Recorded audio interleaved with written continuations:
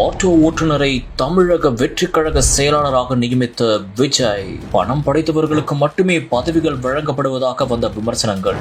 அவரு என்ன பண்றாரு? அவருக்கு ஃபேவரட் யார் இருப்பாங்க, அவங்களுக்கு மட்டும் போஸ்டிங்க போட்டு நீங்க ஜாதி எஸ்சில மேல வரக்கூடாது, எஸ்சி நாங்க ஏத்துக்க மாட்டோம், பிசி எம்பிசிக்கு மட்டும் தான் நாங்க பவர் கொடுப்போம். இப்ப அந்த ஒண்ணு இல்ல, அந்த லிஸ்ட் அவர் எழுதிக்கிறாரு, அது எதுவும் பார்க்க சொல்லுங்க. எல்லாமே பிசி எம்பிசி பிசி மேல வரணும். அப்ப நாங்க என்னது இருங்க, நாங்க எங்க இருந்திருப்போம்ல. ஒரே ஒரு செயலால் பதிலடி கொடுத்து தான் யார் என்று நிரூபித்த தளபதி. தமிழக வெற்றி கழகத்தின் தலைவரான விஜய் சினிமாவை விட்டு மக்கள் பணி செய்ய வேண்டும் என்பதற்காகவே தற்போது அரசியலில் களமிறங்கியுள்ளார். மேலும் தமிழக வெற்றி கழகம் தொடங்கி ஒரு வருடமானதை முன்னிட்டு சிறப்பாக கொண்டாடவும் செய்யப்பட்டது. இந்த ஒரு நிலையில் கட்சியின் நிர்வாகிகளை நியமித்து வருகிறார் தமிழக வெற்றி கழக தலைவர் விஜய். அதே ஒரு சூழலில் பல குற்றச்சாட்டுகளும் எழுந்தது.